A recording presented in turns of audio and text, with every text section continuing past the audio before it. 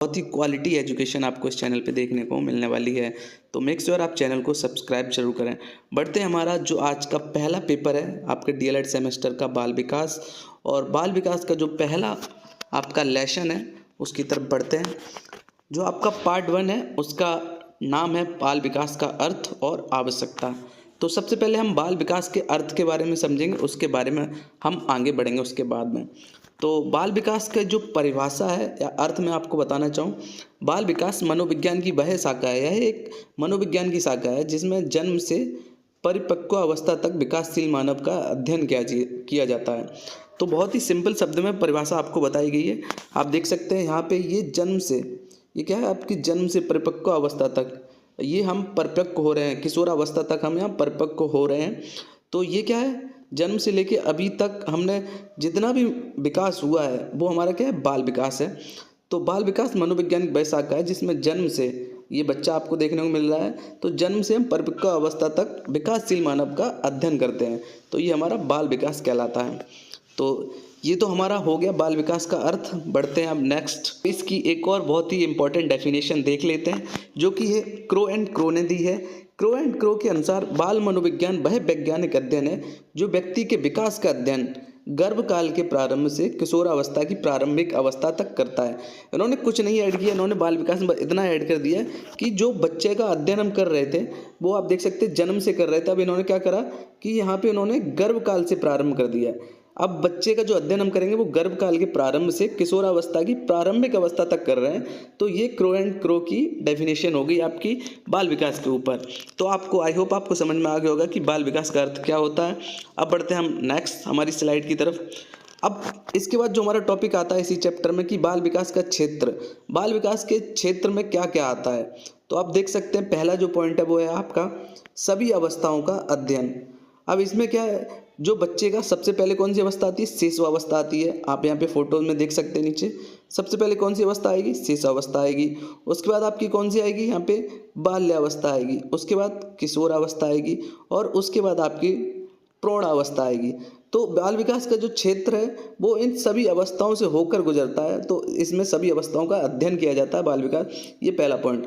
दूसरा, बाल विकास को प्रभावित करने वाले तत्वों का अध्ययन।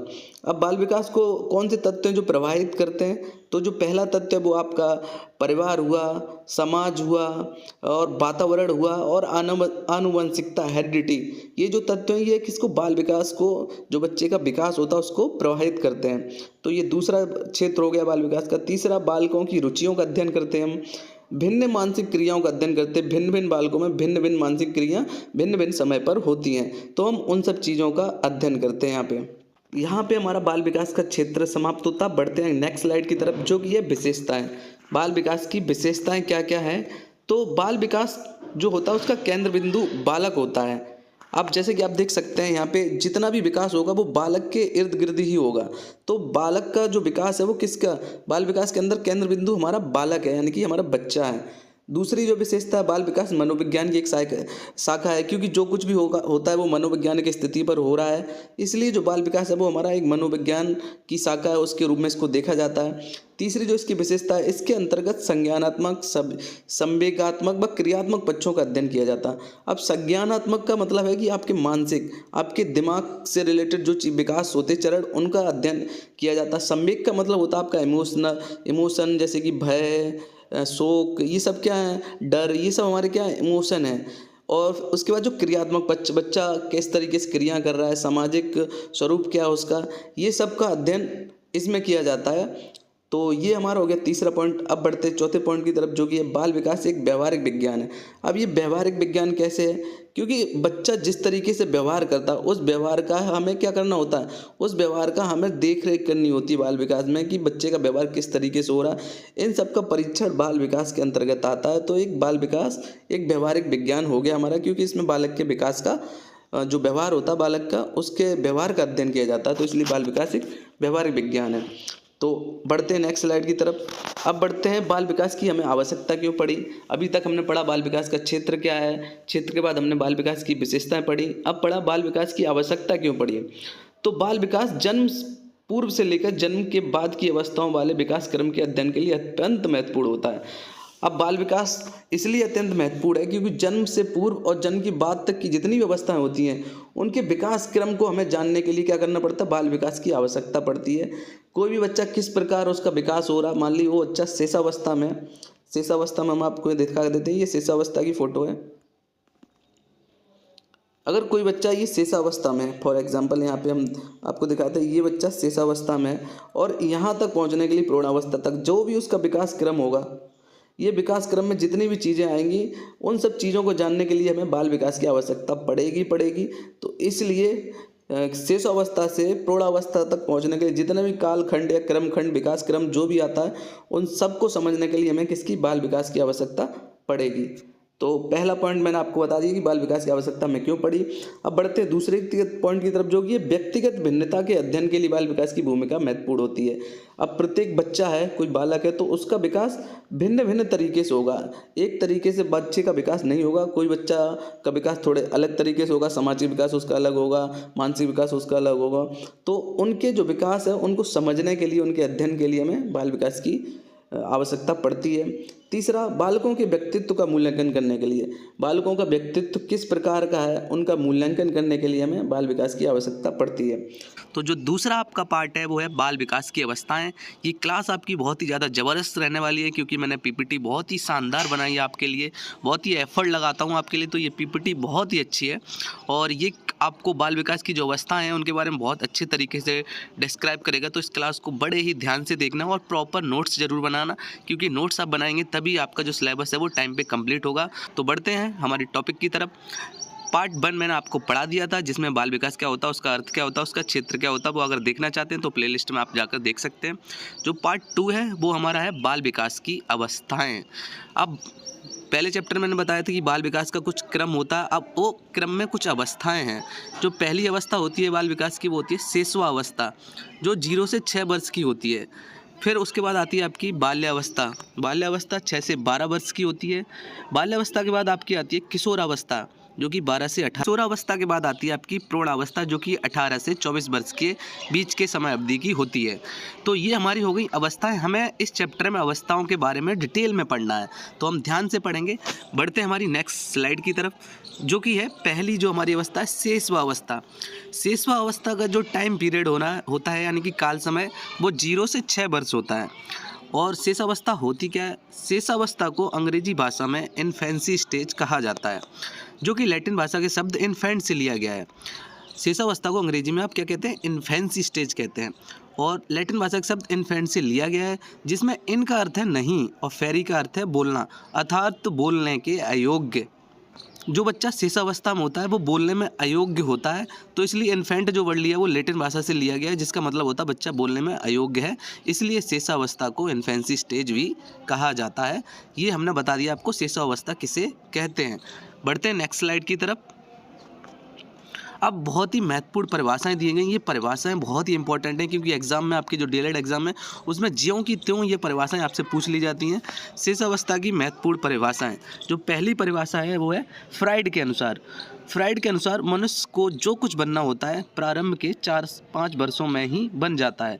इनके अनुसार इन्होंने ये डेफिनेशन दी है कि बच्चे को या मनुष्य को या व्यक्ति को जो कुछ बनना होता है वह प्रारंभ के 4-5 वर्षों में ही बन जाता है। ये डेफिनेशन आप अपने नोट्स में जरूर लिखेंगे क्योंकि डेफिनेशन 1-2 बार पूछी गई है। वैलेंटाइन के अनुसार शेषावस्था सीखने का आदर्श काल है। ये डेफिनेशन भी काफ़ी बार एग्जाम में आई है ऑप्शन में, तो ये सभी जो डेफिनेशन मैंने लिए वो सभी एग्जाम में आ चुकी हैं, इनको आपको जरूर लिखना है और याद जरूर करना है। उसके बाद गुड एडम के अनुसार व्यक्ति का जितना भी मानसिक विकास होता है उसका आधा 3 वर्ष की आयु तक हो जाता है, यानी कि व्यक्ति का जितना भी मानसिक विकास होना होता है उसका आधा 3 वर्ष तक हो चुका होता है, बच्चा 50% उसका धीरे धीरे होता रहता है। ये 3 जो इंपॉर्टेंट आपके वैज्ञानिक या साइंटिस्ट या साइकोलॉजिस्ट थे उन्होंने ये 3 डेफिनेशन दी हैं और बहुत ही महत्वपूर्ण डेफिनेशन है। बढ़ते हैं हमारी नेक्स्ट स्लाइड की तरफ। अब बढ़ते हैं हम शेषावस्था की विशेषताएं।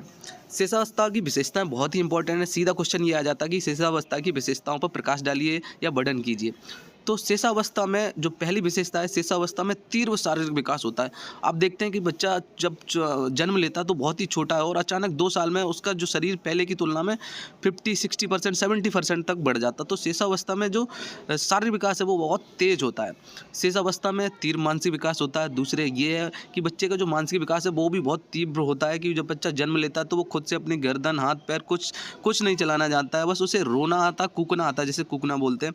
बाकी वो धीरे-धीरे सारी जो क्रियाएँ हैं वो मानसिक स्थिति के अनुसार करना सीख जाता है। हाथ चलाना, ये सब क्या है, किसी को कुछ माँगना या किसी चीज़ को माँगने के लिए रोने लगना, ये सब क्या है, मानसिक क्रिया हैं वो कर रहा है। तो शेषावस्था में आपका जो शारीरिक विकास और मानसिक विकास बहुत तीव्र होता है। हमेशा इस चीज़ को ध्यान रखना कि शारीरिक और मानसिक विकास आपका शेषावस्था में तेज होगा। शेषवा काल में बालक में आत्मकेंद्रिता व स्वार्थ की प्रबल भावना होती है। अब ये आत्मकेंद्रिता क्या है? आत्मकेंद्रिता का मतलब होता है सेल्फ सेंटर्ड। जो बच्चा होता है वो सिर्फ अपने से मतलब होता है, उसे दुनिया के किसी से कोई मतलब नहीं होता, उससे सिर्फ अपना के अंदर की भावना पाई जाती है कि जो मैं हूँ और कोई नहीं है इस धरती पे, इस दुनिया में और कोई नहीं है। इसलिए उसके अंदर क्या है कि मेरे अंदर एक गुण विद्यमान होता है बालक के अंदर, जिसमें उसे लगता है कि आत्मकेंद्रित हूँ मैं और सब मेरे लिए हैं, मैं किसी के लिए नहीं हूँ। तो ये सेल्फ सेंटर्स का गुण बोला जाता है। बढ़ते हमारी चौथी विशेषता की तरफ, जो कि इस अवस्था के अंतिम वर्षों में शिशु में सामाजिक भावना का विकास होने लगता है। सामाजिक भावना का विकास इस जो चरण है शेषावस्था, उसके अंतिम वर्षों में होने लगता है, क्योंकि बालक समाज के बीच में जाता है, परिवार के बीच में जाता है, वहाँ जो अन्य बच्चे होते हैं उनके संपर्क में आता है, तो सामाजिक भावना का विकास उसमें धीरे धीरे होने लगता है, हालांकि शेषावस्था की अंतिम चरण में। अब ये हमारी यहाँ पे शेषावस्था कंप्लीट होती है। शेषावस्था के बाद अब हम पढ़ेंगे बाल्यावस्था। बढ़ते हमारी नेक्स्ट स्लाइड की तरफ। बाल्यावस्था जो होती है आपकी वो 6 से 12 वर्ष होती है, जिसे इंग्लिश में चाइल्डहुड बोला जाता है। शेषावस्था एवं किशोरावस्था की मध्य की अवस्था बाल्यावस्था कहलाती है। शेषावस्था आप देख सकते हैं यहाँ पे, मैं आपको दिखाऊं, ये आपका क्या है, ये है आपकी शेषावस्था और ये है आपकी किशोरावस्था। इनके बीच का टाइम पीरियड क्या है, ये है हमारा किशोरावस्था। तो शेषावस्था और किशोरावस्था के बीच की जो अवस्था है उसे क्या कहते हैं हम, बाल्यावस्था कहते हैं। कुछ और साइकोलॉजिस्ट हैं जिन्होंने इनके बारे में डेफिनेशन दी है, जो कि डेफिनेशन बहुत ही इंपॉर्टेंट है बाल्यावस्था के नज़रिए से।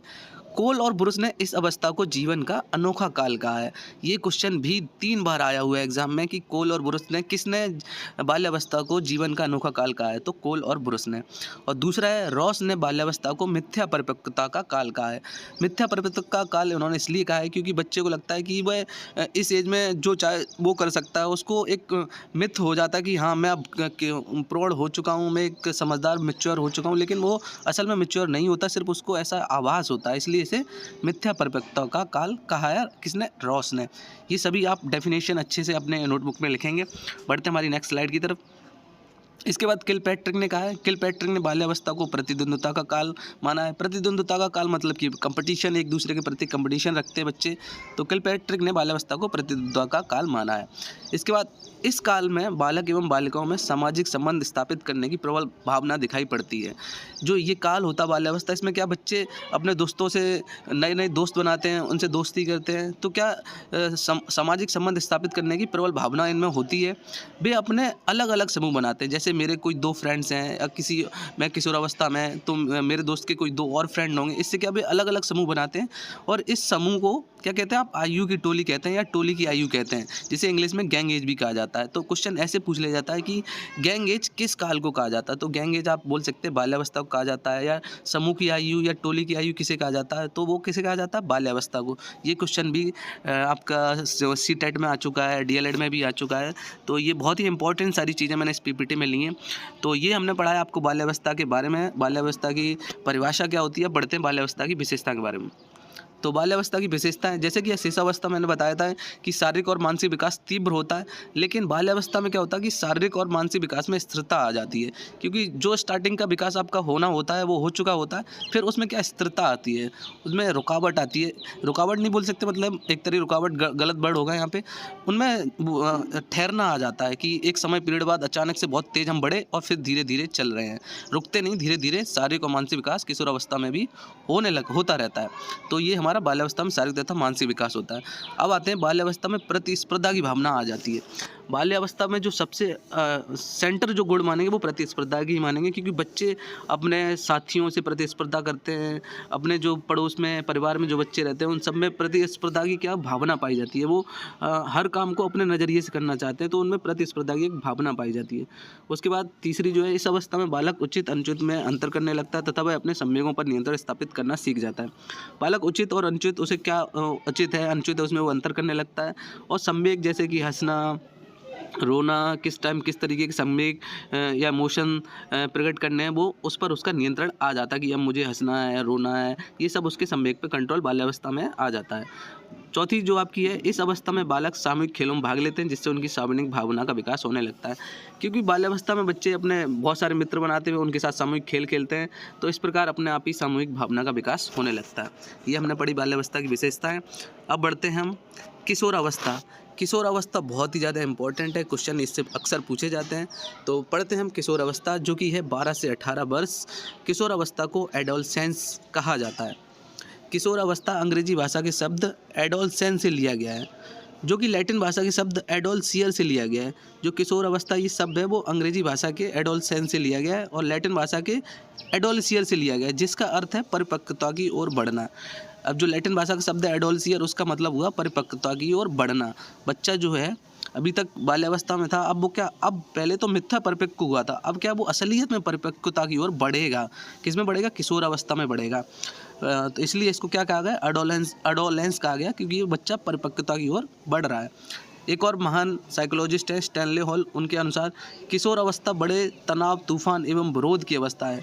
अब तनाव तूफान की क्यों? क्योंकि बच्चे में भयंकर बहुत सारे चेंजेस होते हैं, चाहे वो मानसिक स्तर पर, शारीरिक स्तर पे हैं। तो बहुत सारे बच्चों में तनाव, तूफान, इनसे मतलब ये है कि बच्चे अलग अलग स्थिति में अलग अलग प्रकार से अपना व्यवहार प्रदर्शित करता है, विरोध करता है। तो इसलिए ये जो काल है, ये बड़े तनाव, तूफान एवं विरोध का काल होता है। इसलिए स्टैनले हॉल ने ये डेफिनेशन दी है, और ये डेफिनेशन भी डीएलएड में 3 बार पूछी जा चुकी है। अब बढ़ते हैं हम नेक्स्ट स्लाइड पे। ये की है किशोर अवस्था की विशेषताएं। किशोर अवस्था की विशेषताएं क्या है? तो जैसे कि आपको पता, अगली स्लाइड में पहले आपको दिखा दूं तो शारीरिक और मानसिक विकास पहले बता देता हूं मैं आपको। इस अवस्था में तीव्र शारीरिक परिवर्तन दिखाई पड़ते हैं। किशोरों के भार, बल, लंबाई में वृद्धि होती तथा कंधे चौड़े एवं शरीर पर बाल उगाते हैं। अब शारीरिक विकास क्या, बच्चों में जो शारीरिक विकास होता है किशोर अवस्था में, उसमें क्या है, तीव्र शारीरिक परिवर्तन होते हैं। पहले तीव्र आपके किस में हुए थे? शेषावस्था में। बाल्यावस्था में थोड़ा ठहराव आया था, और शारीरिक विकास और जो किशोर अवस्था उसमें क्या, उसमें फिर से तीव्र शारीरिक परिवर्तन होंगे। किशोरों का जो भार होगा वो बढ़ेगा तेजी से, लंबाई में वृद्धि होगी, कंधे एवं चौड़ों पर जो चौड़े होते हैं वो कंधे चौड़े हो जाएंगे, और शरीर पर बाल थोड़े थोड़े से उगाते हैं। तो ये तो शारीरिक विकास। अब पीछे आते हैं, और क्या विशेषता है? वो है कामुकता। कामुकता से क्या मतलब है? यहाँ पे किशोरावस्था के दौरान बालकों की कर्म इंद्रियाँ पूर्णतः विकसित हो जाती है। इस आयु में विपरीत लिंग के प्रति आकर्षण अपने चरम पर होता है।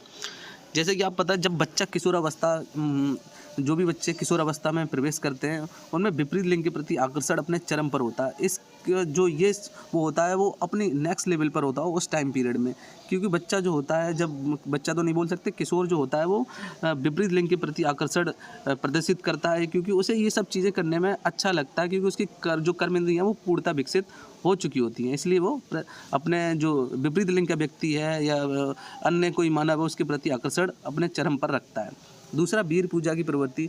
इस काल में किशोर में वीर पूजा की प्रवृत्ति पाई जाती है।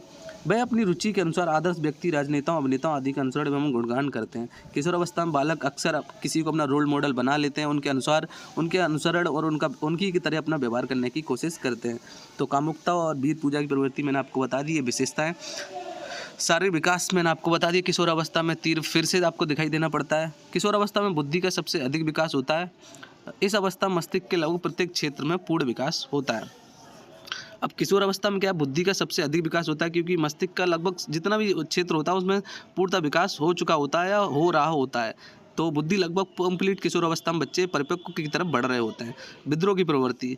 इस आयु के बालकों में विचारों में मतभेद, मानसिक स्वतंत्रता एवं विद्रोह की प्रवृत्ति देखी जा सकती है। किशोर अवस्था बड़ा ही, जैसे कि स्टैनले हॉल ने भी कहा था कि तनाव, तूफान और मतभेद का काल है, क्योंकि इसमें बच्चों को कुछ आप बताओगे, अगर उसे अच्छा लगता तो ठीक है, अगर उसे अच्छा नहीं लगता वो तुरंत विद्रोह के लिए उतारू हो जाएगा, क्योंकि वो कहेगा कि मेरी भी कुछ मानसिक स्वतंत्रता है, मतभेद है, तो वो आपके सामने नहीं कहेगा, लेकिन विद्रोह जरूर अपने मन में रखता है। कुछ बच्चे सामने प्रदर्शित करते होते हैं तो बच्चों में विद्रोह का प्रदर्शन करने की भावना पाई जाती है। तो ये हो गई आपकी किशोरावस्था की विशेषताएँ जो कि बहुत ही इम्पोर्टेंट थी। ये जो सभी स्टेज हैं, शिशुअवस्था, किशोरावस्था, बाल्यावस्था, इन सभी को कोई ना कोई तो कारक हैं जो प्रभावित करते हैं। जो पहला कारक है वो है आपका वंशानुक्रम। अब वंशानुक्रम से क्या मतलब है? वंशानुक्रम का मतलब होता है, जिसे इंग्लिश में हेरिडिटी कहा जाता है। वंशानुक्रम का मतलब होता है ऐसे कुछ गुण सूत्र, गुण धर्म होते हैं जो बच्चे को अपने माता पिता से मिलते हैं। जैसे कि कोई माता पिता हैं, अगर उनकी हाइट लंबी है तो ज़्यादातर चांस होते हैं कि बच्चे की भी हाइट लंबी होगी।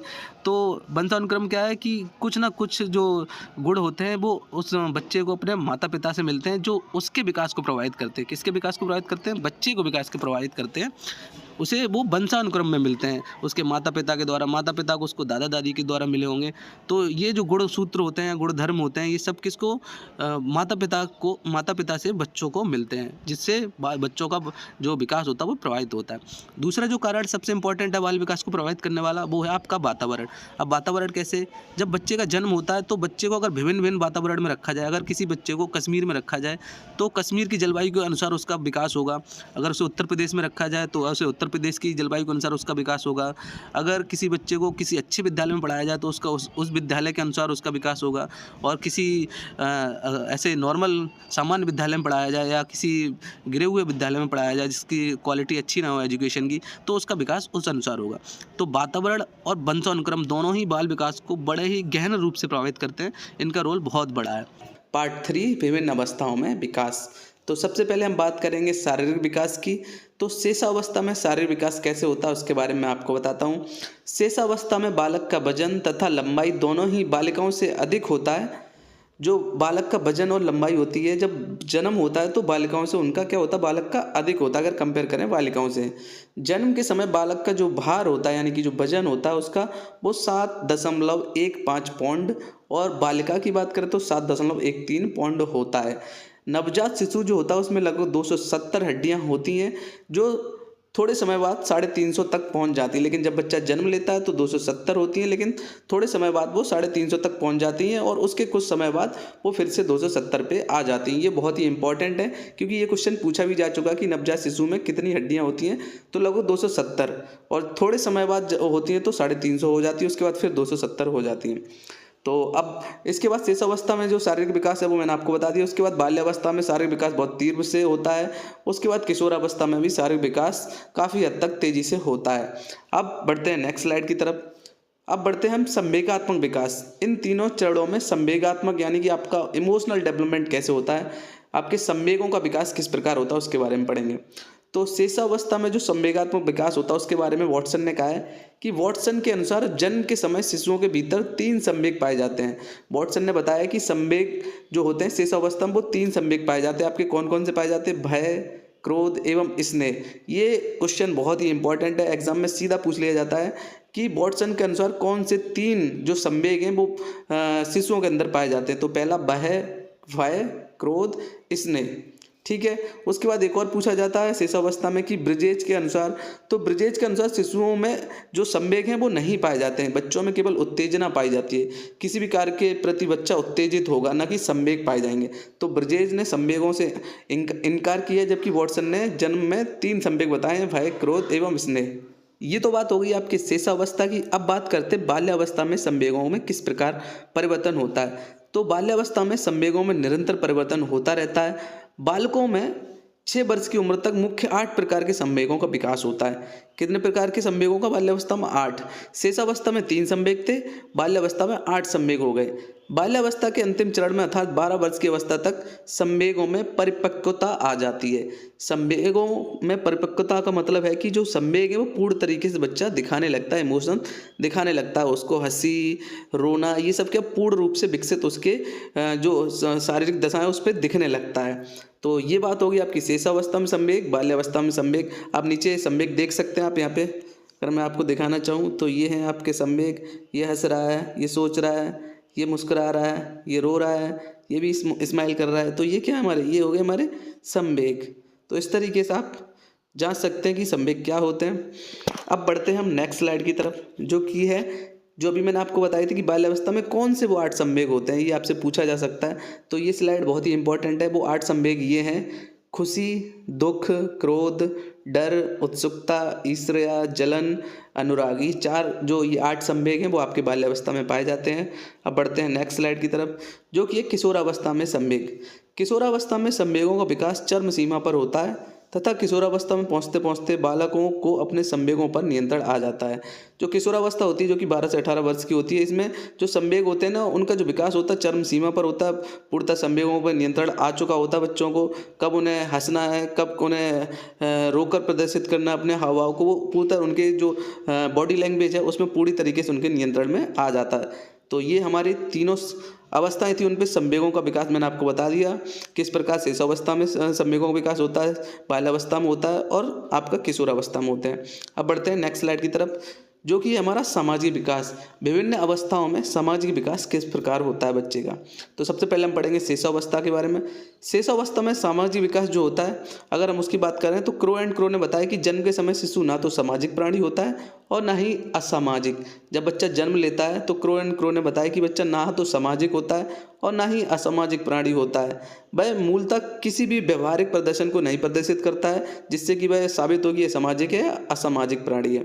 तो शेषावस्था में बच्चा ना सामाजिक ना असामाजिक, ये क्वेश्चन भी एग्जाम में आया हुआ है, तो इसको आप जरूर ध्यान रखें। अब बात करते हैं बाल्यावस्था में सामाजिक विकास। बालक में वास्तविक रूप से सामाजिक विकास की शुरुआत बाल्यावस्था से ही मानी जाती है। अगर हम सामाजिक विकास की बात करें तो वास्तव में जो शुरुआत होती है सामाजिक विकास की वो बाल्यावस्था में ही शुरू होती है। इस अवस्था में बालक अपनी रुचि का व्यवहार प्रदर्शित करने लगता है और 6 वर्ष की आयु के बाद बालक घर से बाहर निकलता है और बाहरी वातावरण से अनुकूलन स्थापित करने का प्रयास करता है और इस प्रकार उसका सामाजिक विकास प्रारंभ होता है। तो इसमें यही बताया गया कि बाल्यावस्था जो अगर असल मायने में बात करें तो सामाजिक विकास आपका बाल्यावस्था में ही प्रारंभ होता है। 6 वर्ष की आयु के बाद जब बालक बाहर वातावरण में निकलता है, दूसरों के साथ अपने संबंध स्थापित करता है, तो वह उन परिस्थितियों के अनुसार अनुकूलन करता है और उसका जो सामाजिक विकास है वो वहाँ से प्रारंभ होना शुरू होता है बाल्यावस्था में। अब बढ़ते हैं किशोरावस्था में सामाजिक विकास किस प्रकार होता है। किशोरावस्था में सामाजिक विकास अपने चरम पर होता है। इस अवस्था में किशोरों को समाज में समायोजन करने हेतु कई प्रकार की भूमिका निभानी पड़ती हैं। जैसे कि कोई बच्चा नेतृत्व करता है ग्रुप का, कोई खेलने में नेतृत्व करता है, कोई पढ़ने में नेतृत्व करता है। ये क्या सामाजिक जिम्मेदारियां हैं जो बच्चा निभाता है। विभिन्न प्रकार की उसकी सामाजिक जिम्मेदारियां दी जाती हैं जिससे वो उसके अंदर सामाजिक विकास की भावना का अपने आप विकास होता है। इस प्रकार आपका सामाजिक विकास किशोरावस्था में होता है। अब बढ़ते हैं, ये सभी नोट्स बहुत इंपॉर्टेंट, आप इनको लिखते जरूर रहिए। स्लाइड्स मैं आपको सिर्फ समझा रहा हूँ। आप सामाजिक विकास आपका हो गया तीनों अवस्थाओं में, शेषावस्था, बाल्यावस्था, किशोरावस्था। अब बढ़ते हैं हम नेक्स्ट स्लाइड की तरफ, जो कि है हमारा भाषा विकास। अगर एग्जाम की दृष्टि से देखा जाए तो शेषा अवस्था में भाषा विकास बहुत ही इंपॉर्टेंट है। बाकी अन्य जैसे कि बाल्यावस्था और किशोरावस्था में भाषा विकास इतना इंपॉर्टेंट नहीं है, लेकिन शेषावस्था में भाषा विकास बहुत ही इंपॉर्टेंट अक्सर एग्जाम में पूछा जाता है। तो यहाँ पे आप एक फोटो या पिक्चर देख सकते हैं। तो शेषावस्था में अगर बात करें भाषा विकास की कि बच्चे में भाषा का विकास किस प्रकार होता है, क्योंकि जब बच्चा जन्म लेता है तो उसको कोई भी भाषा नहीं आती है, लेकिन भाषा का अर्जन कैसे कैसे होता है ये सब इस स्लाइड में आप पढ़ेंगे। तो जब बच्चा जन्म लेता है तो उसका भाषा विकास क्या होता है, शून्य होता है। उसे सिर्फ भाषा के नाम पे सिर्फ रुदन आता है, यानी कि रोना आता है जन्म के समय, ओनली रोना। लेकिन जब बच्चा 1 माह का आता है तो उसे वो कूकना शुरू करता है, कू जिसको बोलते हैं कूकना, इस तरीके से कूकेगा। बच्चा जब 2 महीने का होगा तो हंसना आएगा, उसे आ ई बोलने का प्रयास करेगा वो। जब 4 महीने का होगा तो कू माँ बा ग ये बोलने का प्रयास करेगा। जब 6 महीने का हो जाएगा तो माँ दा वा बोलना तथा नाम पुकारे जाने पर प्रतिक्रिया करना, ये सब करने लगेगा। जब 9 माह का बच्चा होगा तो नहीं कहने पर अनुक्रिया करता है। अगर आप ना कहेंगे तो बच्चा अनुक्रिया करेगा, कुछ ना कुछ रिस्पॉन्ड करेगा। जब बच्चा 12 महीने का होगा तो कुछ वस्तुओं को नाम से पहचानना और जानवरों की आवाज़ों का अनुकरण। कुछ वस्तुएं होंगी जो खिलौने होंगे उनको नाम से पहचानने लगेगा और जानवरों की आवाज़ों का अनुकरण करना लगेगा। जब बच्चा 1.5 साल का होगा तो भाव भंगिमाओं द्वारा अपनी बात कहना, नमस्ते टाटा बाय आदि की प्रतिक्रिया अनुक्रिया करना। नमस्ते टाटा बाय कहेगा उसके प्रति अनुक्रिया रिस्पॉन्ड करेगा। जब 2 वर्ष का होगा तो कहानी सुनना, अपने नाम बताना, शरीर के कुछ अंगों के नाम बताना। और 2 वर्ष में जो शब्द भंडारण क्षमता होगी वो 300 शब्द हो जाएगी। 3 वर्ष में अगर उसके भाषा विकास की बात करें तो वाक्य बनाना, 4-5 शब्दों को मिलाकर रंगों के नाम बताना और शब्द भंडार लगभग 800 से 1000 शब्द हो जाएगा। जब बात आएगी 4 वर्ष की तो कहानी कहना, 4 से 6 शब्दों के लिए वाक्य बनाना, शब्द भंडार लगभग 1500 शब्द हो जाएगा। जब बच्चा 5 वर्ष का आएगा तो संख्याएं गिनना, पहेली बुझाना, वाक्य बनाना, आकृतियों की पहचान, शब्द भंडार या 2000 शब्द उसका शब्द भंडारण हो जाएगा, यानी कि 2000 शब्द तक उसके शब्द भंडारण में सम्मिलित हो जाएंगे। तो ये शेष अवस्था में उसका भाषा विकास था, जो कि बहुत ही इंपॉर्टेंट है। आप इसको स्क्रीनशॉट ले लें और अपने नोट्स में, जैसे कि ज्यों की त्यों मैंने जो फोटो लगाई, मैंने पीपीटी में भी इसको एडिट नहीं किया, ज्यों की त्यों आपको अपने नोट्स में बना के रखनी है, क्योंकि ये बहुत ही इंपॉर्टेंट है। तो ये हो गया आपका शेषावस्था में भाषा विकास। अब बात करते हैं बाल्यावस्था में भाषा विकास। तो बाल्यावस्था में जो शब्द भंडारण होता है वो 3500 शब्द तक हो जाता है, और किशोर अवस्था में शब्द भंडार की क्षमता असीमित हो जाती है बच्चों का, जिस पर सबसे ज़्यादा जो भाषा विकास हो जाता है वो प्रतिकूल प्रशिकृत जो हो जाता है वो आपका किशोर अवस्था में बच्चे हर प्रकार के शब्द को बोलने लगता है। तो ये हो गया आपका भाषा विकास। अब बढ़ते हैं नेक्स्ट स्लाइड की तरफ, जो कि ये भाषा विकास को प्रभावित करने वाले कारक। अब जब भाषा विकास होगा तो उसको प्रभावित करने वाले कुछ कुछ कारक भी होंगे। जब भी कहीं विकास होगा तो वहाँ प्रभावित करने वाले कारक आपको हमेशा देखने को मिलेंगे। तो अगर भाषा प्रभावित को करने वाले कारक बताएं तो पहला है पारिवारिक परिवेश। जो परिवार का वातावरण होगा उसी के अनुसार बच्चे की भाषा होगी। अगर परिवार की भाषा थोड़ी अलग टाइप की तो बच्चे की भाषा थोड़ी अलग टाइप की होगी। अगर परिवार उसे अच्छी भाषा प्रदान करेगा तो उसकी भी भाषा अच्छी होगी। अगर परिवार अच्छे शब्दों का इस्तेमाल करेगा तो उस बच्चे की उसकी भाषा भी अच्छी होगी। तो ये पहला कारक है जो उसकी भाषा को प्रभावित करेगा। दूसरा है सामाजिक परिवेश। समाज में जिस प्रकार की भाषा बोली जाएगी बच्चे की भाषा उसी प्रकार की होगी, ये भी उसको भाषा को प्रभावित करेगा। स्वास्थ्य, अगर बच्चा पूर्ण रूप से स्वस्थ होगा तो वह भाषा को अच्छी तरीके से अर्जित करेगा, ग्रहण करेगा। अगर व्यक्ति जो हमारा बालक है अगर वो पूर्ण रूप से स्वस्थ नहीं होगा तो उसमें कहीं ना कहीं भाषा अर्जन में उसे दिक्कतें आएगी और वो सही प्रकार से भाषा को ग्रहण नहीं कर पाएगा। लैंगिक भिन्नता, लैंगिक भिन्नता से मतलब यहाँ पे है कि बालकों की अपेक्षा बालिकाएं अच्छी तरीके से भाषा को अर्जित करते हैं, अच्छी तरीके से जो भाषा उसको बोलते हैं अगर कंपेयर करें बालिकाओं से, तो लैंगिक भिन्नता पाई जाती है। ये भी एक कारक है भाषा को प्रभावित करने वाला। बालिकाएं अच्छी तरीके से किसी शब्द को बोलती हैं और अच्छे प्रभाव से बोलती हैं, जबकि बालक स्टार्टिंग में उस शब्द को इतने अच्छे से नहीं बोलते हैं। तो इस पूरी जो आज का जो पार्ट 3 था उसमें मैंने आपको पढ़ाया कि विभिन्न अवस्थाओं में जो विकास होता है आपका वो किस प्रकार होता है, चाहे वो शारीरिक विकास हुआ, चाहे वो संवेगात्मक विकास हुआ, चाहे वो सामाजिक विकास हुआ, चाहे वो भाषा विकास हुआ। इस चैप्टर से काफ़ी सारे क्वेश्चन आते हैं जो कि आपके उसके लिए बहुत ही ज़्यादा इंपॉर्टेंट है। एंड गाइज मैराथन में अब आगे बढ़ते हुए अब हम बात करेंगे जीन पियाजे के संज्ञानात्मक विकास सिद्धांत की। सबसे पहले जानना ये ज़रूरी है कि ये संज्ञान क्या है।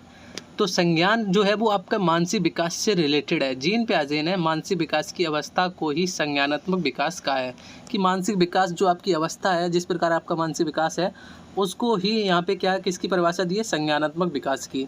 संज्ञानात्मक विकास में बुद्धि, चिंतन और भाषा का परिवर्तन सम्मिलित है। जैसे कि आपका मानसिक विकास है उसमें बुद्धि भी आएगी, चिंतन भी आएगी, भाषा भी आएगी। तो इसी प्रकार संज्ञानात्मक विकास में भी बुद्धि, चिंतन और भाषा का जो परिवर्तन होगा वो लगातार जैसे जैसे आप बड़े होंगे उसमें परिवर्तन होगा।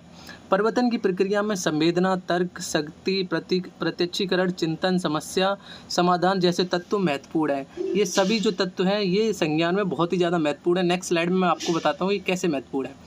मान लीजिए ये आपको ब्रेन दिख रहा है, इधर फोटो है, लेकिन आपका जो मानसिक विकास है संज्ञान जो कि कॉग्निशन है, कॉग्निशन अब संज्ञान किससे है। अब सबसे पहले आप कोई भी चीज़ अगर आपका मानसिक विकास होगा तो कैसे होगा। सबसे पहले आप देख रहे हैं जो पहली स्लाइड लगी है संवेदी सूचना है। आप सबसे पहले यहाँ पे मैं आपको अगर दिखाना चाहूँ तो सबसे पहले ये आइकन के जरिए मैं दिखाऊं तो पहले क्या है, सबसे पहले संवेदी सूचना है। संवेदी सूचनाओं का मतलब क्या है कि आप किसी के प्रति उद्दीपक होगा आपके सामने, मान लीजिए कोई बच्चा है उसके सामने खिलौना डाल दिया जाए तो वो सबसे पहले वो खिलौने को देखेगा, देखने के बाद उसे हाथ से पकड़ेगा तो वो सूचनाएं कलेक्ट करेगा। अब जब कलेक्ट करेगा तो वो कौन सा चरण है हमारा, वो हमारा दूसरा चरण है ग्रहण, रिसेप्शन। अब वो ग्रहण करेगा वो खिलौने को। और जो तीसरा है वो रूपांतरण, ट्रांसफॉर्मेशन करेगा, उसे जानने की कोशिश करेगा ये है क्या, इससे किस तरीके से। उसके बाद चौथा आपका चरण आ जाएगा विस्तारण, उसके बारे में जानेगा, खिलौनों को देखेगा, ऊपर पकड़ेगा, नीचे पकड़ेगा, विस्तारण करेगा। फिर उससे जो चीज़ें होंगी उस खिलौने से उससे संग्रहण, स्टोरेज करेगा चीज़ों को कि ये इस तरफ गया है, इसका एक तार इस तरफ गया, इस तरफ गया, तो ये संग्रहण उसका स्टोरेज करेगा।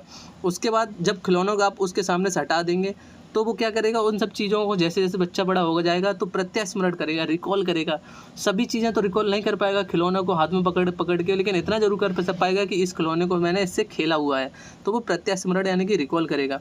उसके बाद रिकवरी करेगा, पूरी तरीके से नहीं कर पाएगा लेकिन कुछ कुछ हिस्से की वो रिकवरी कर लेगा। लास्ट में आपका आएगा समुचित प्रयोग।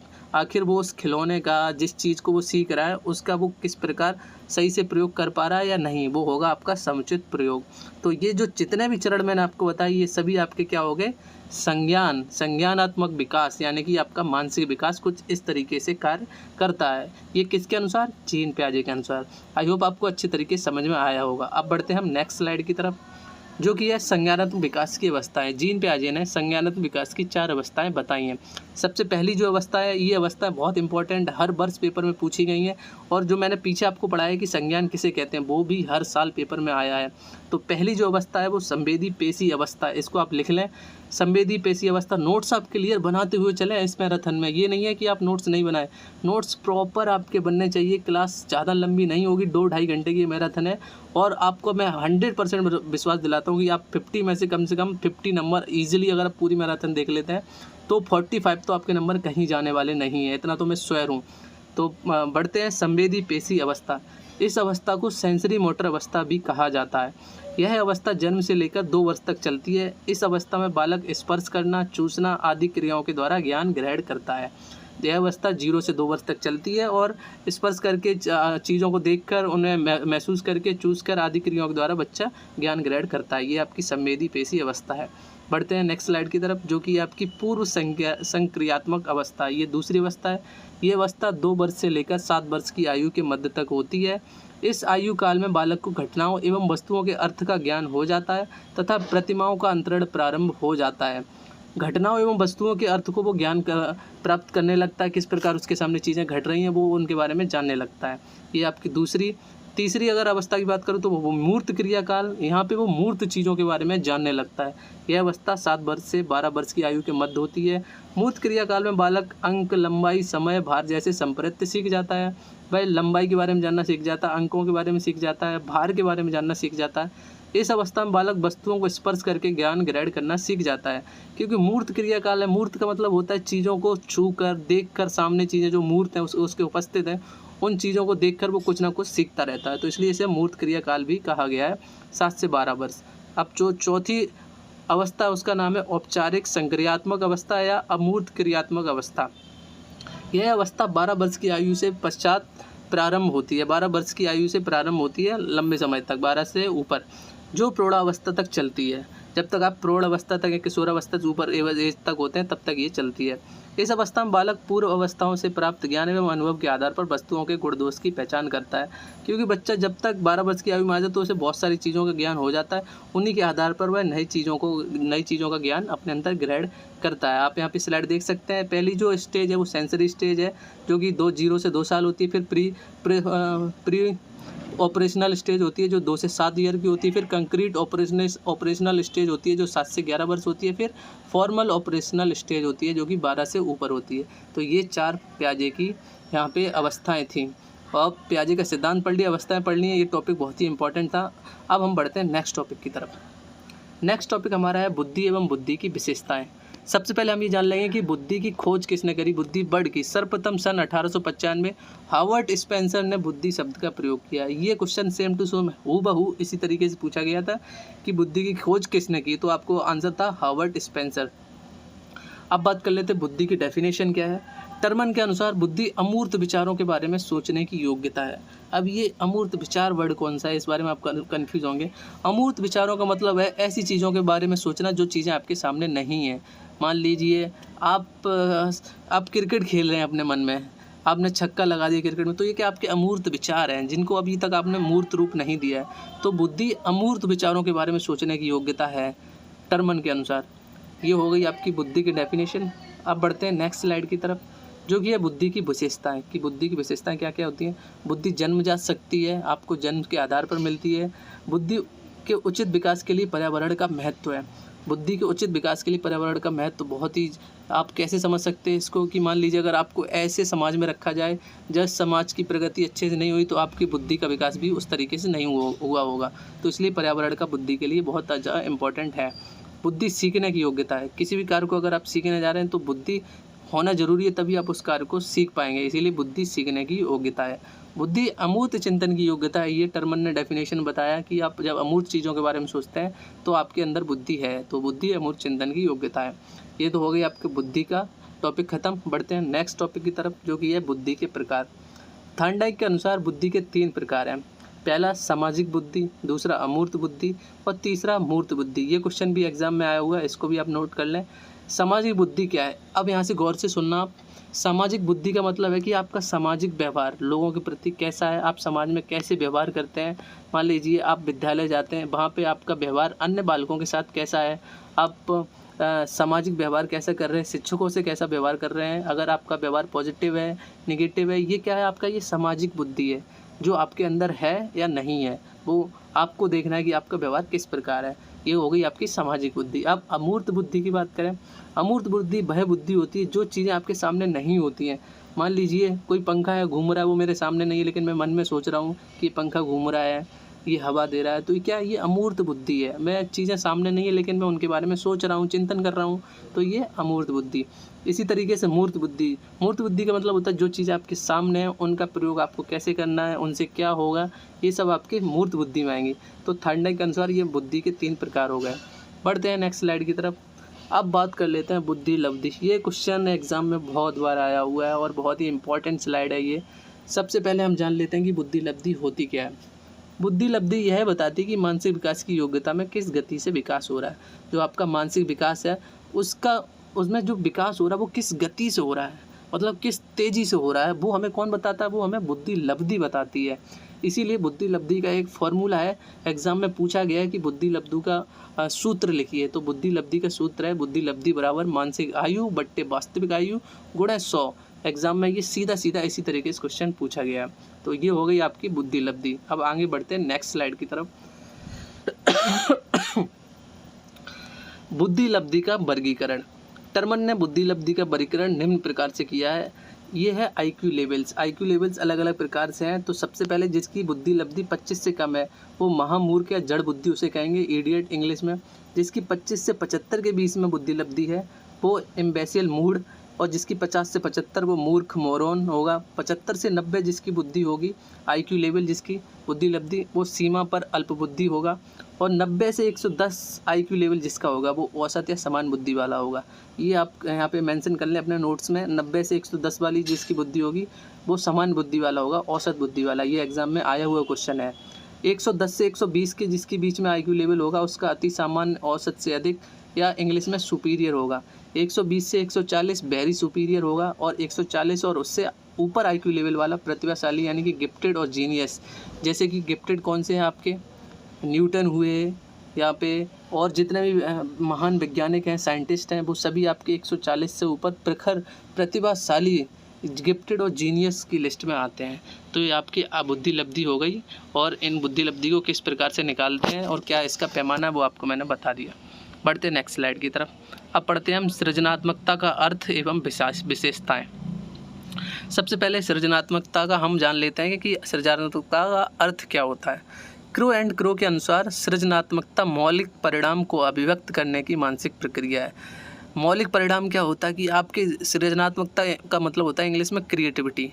आपके अंदर क्रिएटिविटी, किसी भी काम को नए तरीके से आप कैसे कर सकते हैं, नया तरीका एकदम नया जिसको आज दिन तक किसी ने ना किया हो। मौलिक परिणाम ओरिजिनल तरीके से, ओरिजिनलिटी एक होनी चाहिए, उसकी मौलिकता होनी चाहिए। तो किसी भी काम को नए तरीके से करना ही सृजनात्मकता कहलाता है। यही क्रो एंड क्रो ने कहा है। सृजनात्मकता मौलिक परिणाम यानी कि ओरिजिनल, मौलिक का मतलब होता है ओरिजिनल। सृजनात्मकता मौलिक परिणाम को अभिव्यक्त करने की मानसिक प्रक्रिया है।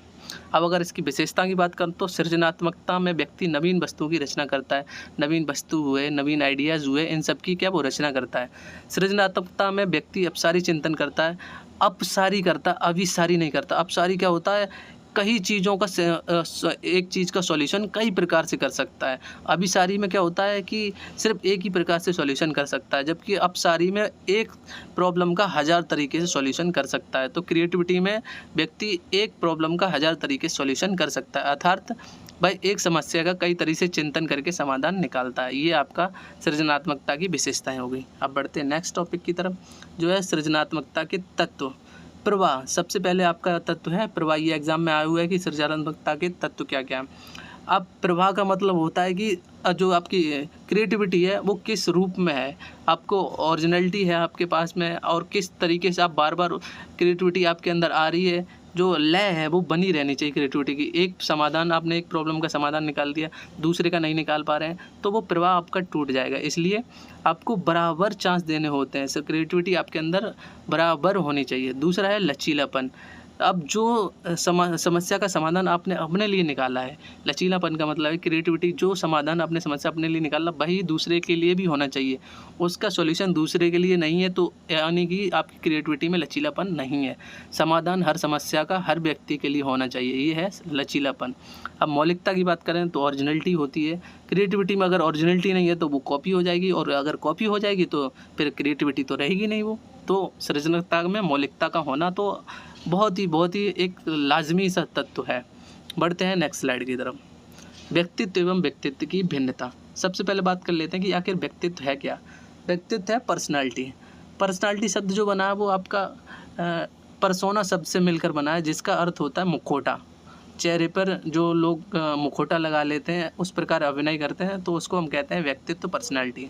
अगर व्यक्तित्व के अर्थ की बात करें, व्यक्तित्व एक व्यक्ति के संपूर्ण व्यवहार, प्रतिमान और उसकी विशेषताओं का योग का उल्लेख करता है।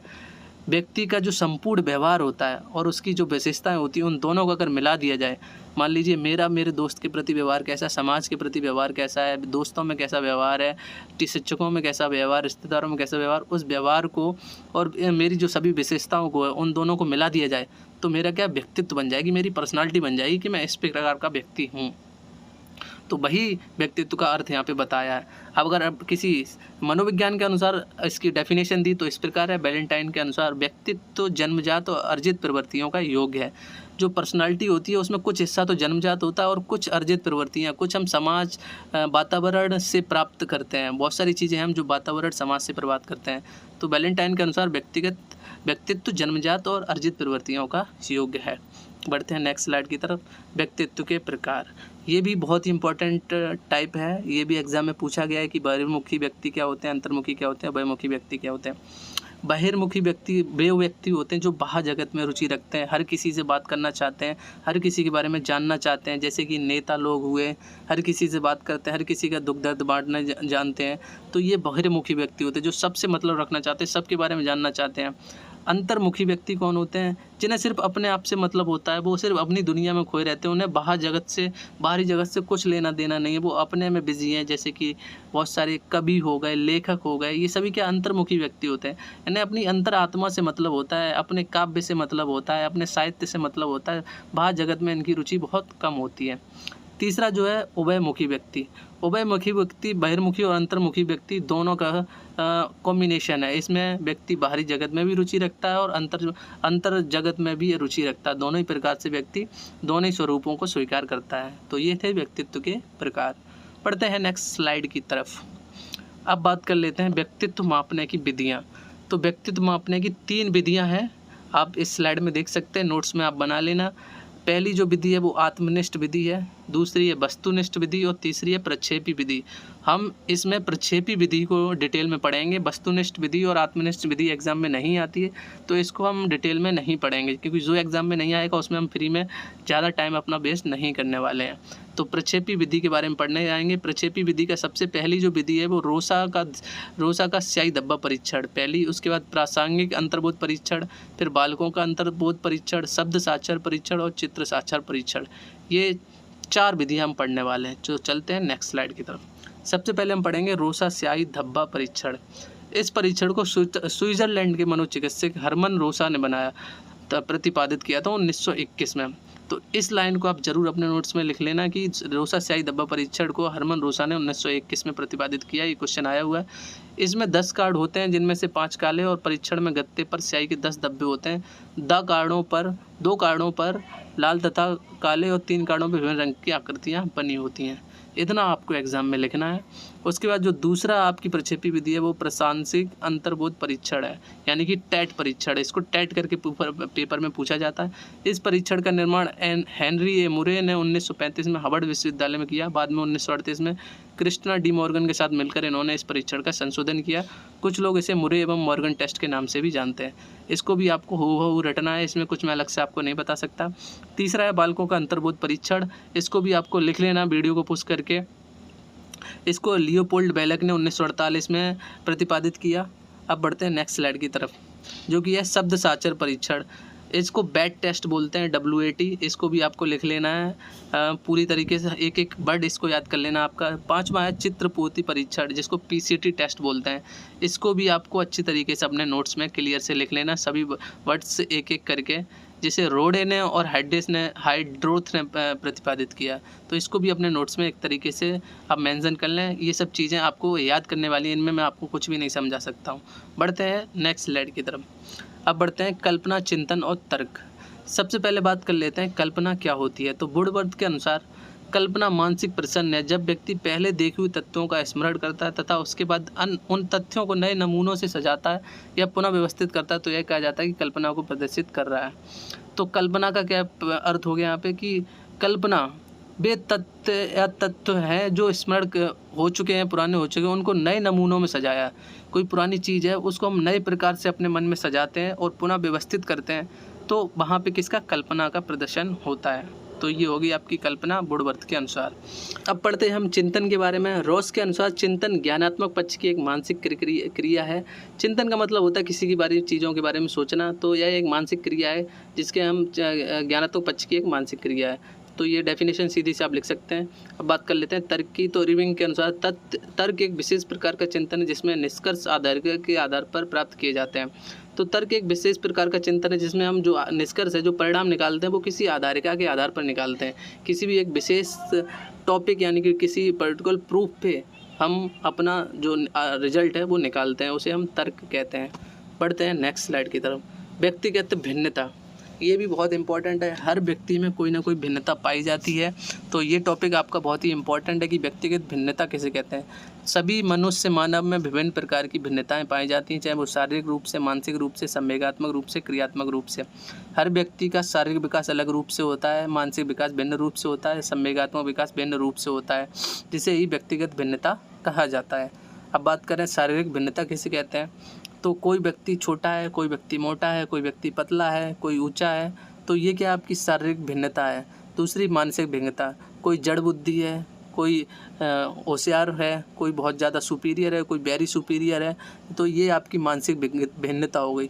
संवेगात्मक भिन्नता, इमोशनल डिफरेंशियल जिसको बोलते हैं। तो अब बहुत सारे व्यक्ति जो होते हैं वो बहुत ज़्यादा इमोशनल होते हैं, बहुत जल्दी रोने लगते हैं। बहुत व्यक्ति बहुत इमोशनल नहीं होते हैं, वो बहुत ही कठोर हृदय के होते हैं, तो उनमें इमोशंस नहीं होते हैं।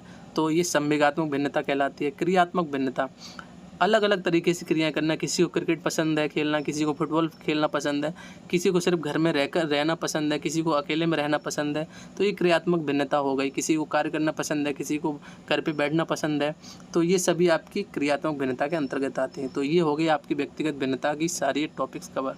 बढ़ते हैं नेक्स्ट स्लाइड की तरफ।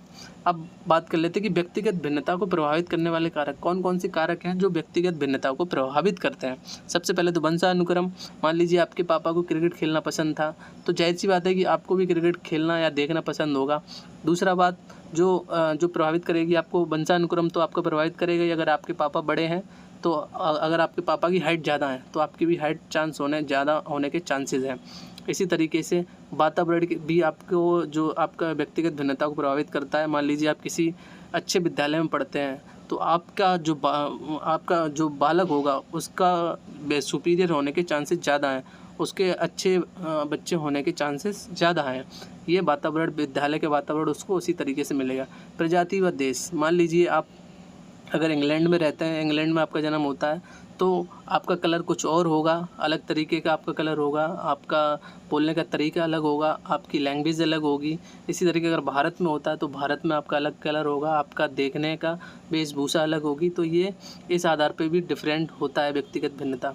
शैक्षिक तत्व, कोई व्यक्ति अनपढ़ हो सकता है, कोई व्यक्ति अनपढ़ नहीं हो सकता, कोई पढ़ा लिखा हो सकता है, कोई बीच का हो सकता है। तो ये आपके शैक्षिक तत्व हैं जो व्यक्तिगत भिन्नता को प्रभावित करता है। आर्थिक दशा, आर्थिक दशा भी व्यक्तिगत भिन्नता को प्रभावित करती है। कोई व्यक्ति अगर गरीब है तो उसका अलग तरीके से विकास होगा, अगर कोई व्यक्ति अमीर है तो उसका अलग तरीके से विकास होगा। तो ये भी व्यक्तिगत भिन्नता को प्रभावित करता है। तो ये 5 तत्व थे जो व्यक्तिगत भिन्नता को प्रभावित करते हैं। बढ़ते हैं नेक्स्ट स्लाइड की तरफ। अब हम पढ़ेंगे अधिगम का अर्थ एवं उसके सिद्धांत। ये टॉपिक बहुत ही इम्पोर्टेंट है। अधिगम का अर्थ हम सबसे पहले जानने की कोशिश करेंगे। प्राणी की आवश्यकता उसे क्रिया व्यवहार करने के लिए प्रेरित करती है। प्राणी मतलब मनुष्य, मनुष्य की आवश्यकता उसे हमेशा क्रिया व्यवहार करने के लिए प्रेरित करती, कुछ ना कुछ करने के लिए प्रेरित करती रहती है। मान लीजिए स्कूल जाएगा तो अपना पढ़ने जाएगा, तो ये क्रिया कर रहा है ताकि वो उसकी आवश्यकता पूरी हो। एवं जो कार्य, अब यहाँ से आगे बढ़ते हैं, प्राणी की आवश्यकता उसे क्रिया व्यवहार करने के लिए प्रेरित करती है। एवं जो कार्य व्यवहार प्राणी की आवश्यकताओं को कम करता है, यहाँ पे काम नहीं है। एवं जो कार्य व्यवहार प्राणी की आवश्यकताओं को कम करता है, प्राणी उससे कार्य व्यवहार को सीख लेता है। यही अधिगम का आधार है। मतलब कि जो व्यवहार प्राणी की आवश्यकताओं को कम करता है, मान लीजिए मुझे केले खाना पसंद है, तो मैं किस प्रकार केले को प्राप्त करूं, किस प्रकार मैं पैसे कमाऊंगा तो केलों को खा पाऊंगा। तो ऐसा व्यवहार करूंगा कि पैसे कमाऊंगा तब के जाके केलों को खाऊंगा, तो मेरी आवश्यकता पूरी होगी, आवश्यकता कम होगी। तो इस तरीके से व्यवहार करूंगा तो ये क्या होगा, आपका प्राणी उस व्यवहार को सीख लेगा। मैं पैसे कमाना सीख जाऊंगा जिससे कि मैं केले को प्राप्त कर पाऊंगा। तो यही अधिगम का आधार है। अब फिर से आप इस डेफिनेशन को इसी सूत्र से अगर आप एक बार देखें कि आप पैसे कमाएंगे तब आपको केले की प्राप्ति होगी। तो आप यहाँ से पढ़ें, प्राणी की आवश्यकता उसे क्रिया व्यवहार करने के लिए प्रेरित करती है। एवं जो कार्य व्यवहार प्राणी की आवश्यकताओं को काम करता है, प्राणी उस कार्य व्यवहार को सीख लेता है। यही अधिगम का आधार है। अगर इसके डेफिनेशन की बात करें तो क्रो एंड क्रे ने बहुत शानदार डेफिनेशन दी है। आदत और अभिवृत्तियों के अर्जन को ही अधिगम कहा गया है। आदत, कोई भी आदत जो आपकी है, जो आप रेगुलर करते हैं, और अभिवृत्ति अगर आप उसको रिपीटेशन करते हैं, बार बार रिपीट करते हैं, अगर उसको अर्जन को ही अधिगम कहा गया है। जब आप कोई आदत लगातार करते हैं, मान लीजिए आप जिम डेली जाते हैं और तो आपकी मसल्स क्या है, आपकी मसल्स अच्छी खासी हो जाएंगी, तो ये आपका रिजल्ट है, अधिगम है। आप सीख रहे हैं, आपकी बॉडी में मसल्स डेवलप हो रही हैं, तो ये अधिगम रिजल्ट कुछ आपको मिल रहा है, तो आप कुछ ना कुछ सीख रहे हैं। तो यही है, आदत और प्रवृत्तियों के अर्जन को ही अधिगम कहा गया है। बढ़ते हैं नेक्स्ट स्लाइड की तरफ। अधिगम की विशेषता है, सीखना संपूर्ण जीवन चलता है। व्यक्ति जीवन भर कुछ ना कुछ सीखता ही रहता है। जब वह विद्यालय में रहता है तो शिक्षा सीखता है, जीवन में पहुंचता है तो समाज के बारे में सीखता है। तो सीखना संपूर्ण जीवन चलता रहता है। सीखना सार्वभौमिक है। सीखना सार्वभौमिक से मतलब ये है कि जीवन पर्यंत व्यक्ति किसी न किसी प्रकार से सीखता ही रहता है। सीखना उद्देश्यपूर्ण होता है। जब व्यक्ति कोई चीज़ सीखेगा तो उसके पीछे ना कोई उद्देश्य जरूर होगा। मैं रुपए कमाने जाऊंगा तो उसके पीछे मेरी बेसिक्स नीड होंगी, तो कोई ना कोई उद्देश्य होगा। सीखना अपने आप में एक विकास है। आप कोई भी चीज़ सीखेंगे तो आपका विकास, जाहिर सी बात है, आपका विकास होगा ही होगा। तो ये थी अधिगम की विशेषताएं। पढ़ते हैं नेक्स्ट स्लाइड की तरफ। अब जान लेते हैं थॉर्नडाइक का उद्दीपक अनुक्रिया सिद्धांत। ये एग्जाम में आया हुआ है। इसको और भी नामों से जाना जाता है, साचर सिद्धांत, प्रत्यय और भूल या प्रयास एवं त्रुटि का सिद्धांत। इस नाम से एग्जाम में पूछा गया है। प्रत्यय और भूल या प्रयास एवं त्रुटि का सिद्धांत लिखिए।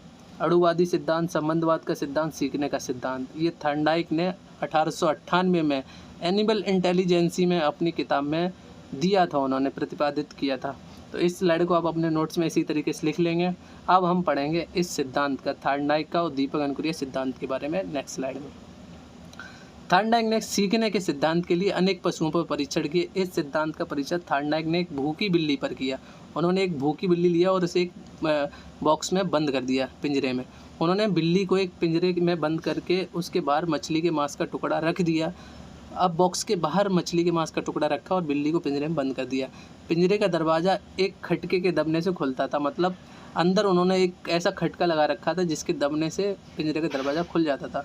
तो बिल्ली के लिए भोजन क्या था, उद्दीपक था। बिल्ली को भोजन चाहिए था, उद्दीपक था कि कैसे भी करके बिल्ली को भोजन मिल जाए, ये उसके लिए उद्दीपक का कार्य कर रहा था। भोजन को देखकर बिल्ली व्याकुल हो जाती थी। जब वह सामने भोजन को देखती थी तो वह व्याकुल हो जाती और वह प्रतिक्रिया करना प्रारंभ कर देती थी। अब यहाँ पे बात क्या हुई कि उसने भोजन को देखा और उसके सामने उद्दीपन हुआ कि मैं इस भोजन को कैसे प्राप्त करूँ, तो वो इधर उधर प्रतिक्रिया करने लगी, बॉक्स में इधर उधर चलने लगी। अनेक बार निकलने का प्रयास करने के बाद संयोगवश बार बार इधर उधर बिल्ली चलने लगी, प्रयास करने लगी बॉक्स से बाहर आने की, तो संयोगवश उसका जो पंजा था वो खटके पर पड़ा जो कि बॉक्स के अंदर था। उसका पंजा खटके पर पड़ा, जैसे ही खटके पर पड़ा तो वह खुल गया और थॉर्नडाइक ने इस प्रयोग को बार बार दोहराया। उन्होंने बार बार बिल्ली को बंद किया और खटके को बार बार खुलवाया। हर बार त्रुटियों की संख्या में कमी आई, मतलब बिल्ली जितने प्रयास कर रही थी वो धीरे धीरे कम होते गए और अंत में बिल्ली किसी प्रकार की भूल न करके सीधा खटके को दबाकर पिंजरे के दरवाजे को खोल लेती थी। तो बिल्ली ने धीरे धीरे गलती अपनी कम की और फिर लास्ट में एक ही बार में खटका खोलना सीख गई और पिंजरे से बाहर निकलने के बाद बिल्ली मछली को खाकर संतोष प्राप्त करती है। इस प्रकार में उद्दीपक और प्रतिक्रिया में संबंध स्थापित हो जाता है। तो यहाँ पे उद्दीपन का कार्य कौन कर रहा था? वो मछली का मांस का टुकड़ा जो बार बार उसे उद्दीपन दे रहा था कि बाहर आओ और खाओ। तो ये था आपका उद्दीपन, जिसके लिए वो अनुक्रिया कर रही थी अंदर बार बार, मछली के टुकड़े के लिए अंदर बार बार ये बॉक्स में वो क्या कर रही थी। यहाँ पे सॉरी, स्लाइड पीछे एक है, यहाँ पे माफ़ी चाहूँगा। हाँ, तो ये वापस आता हूँ, यहाँ पे मैं आपको दिखा देता हूँ। एक बार ब्रश ले लेता हूँ मैं। तो यहाँ पे ये है बिल्ली, ये बार बार क्या कर रही थी, पुश कर रही थी, अब अनुक्रिया कर रही थी अंदर, कभी इधर जा रही, कभी इधर जा रही, कभी इधर जा रही। ये खटके पे जैसे ही उसका पैर पड़ता है तो बाहर जो उसका टुकड़ा है यहाँ पे मछली का, तो वो उसे मिल जाता है। तो इस प्रकार उद्दीपक से अनुक्रिया करके उसे प्राप्त हो जाता है। तो ये था थॉर्नडाइक का उद्दीपक अनुक्रिया का सिद्धांत। पढ़ते हैं नेक्स्ट स्लाइड की तरफ। अब पढ़ते हैं पावलोव का शास्त्रीय अनुबंधन का सिद्धांत। ये भी बहुत इंपॉर्टेंट है पावलोव का। इसे शास्त्रीय अनुबंधन का सिद्धांत प्रतिपादन रूसी वैज्ञानिक एवं शिक्षा शास्त्री इवोन पी बोवले ने 1904 में किया था। अब इस शास्त्रीय अनुबंधन के सिद्धांत के बारे में पढ़ते हैं। तो सबसे पहले इन्होंने क्या किया, सर्वप्रथम पावलोव ने कुत्ते को भोजन प्राकृतिक एवं स्वाभाविक उद्दीपक दिया जिसे देखकर उसके मुंह में लार आ गई। उन्होंने बताया कि भूखे कुत्ते के मुंह में भोजन देखकर लार आ जाना स्वाभाविक क्रिया है। स्वाभाविक क्रिया को सहज क्रिया भी कहा जाता है। उन्होंने भोजन दिया जिससे उसके मुंह में लार आ गई। यह क्रिया उद्दीपक के उपस्थित होने पर होती है। भोजन एक प्राकृतिक उद्दीपक है जिसे देखकर लाल टपकना स्वाभाविक क्रिया है। दूसरे चरण में पावलोव ने कुत्ते को घंटी बजाकर भोजन दिया। भोजन को देखकर कुत्ते के मुंह में फिर लार का स्राव हुआ। इस प्रक्रिया में भोजन को देखकर लार आने की स्वाभाविक क्रिया उन्होंने घंटी बजाने की कृत्रिम उद्दीपक से संबंधित किया। मतलब पहले भोजन दिखाया तब उसके मुँह में लार आई, अब उन्होंने घंटी बजाई तो उसके मुँह में लार आ गई। अब तीसरा चरण उन्होंने किया कि पावलोव ने कुत्ते पर अपने प्रयोग को कई बार दोहराया। उन्होंने बार बार घंटी बजाई।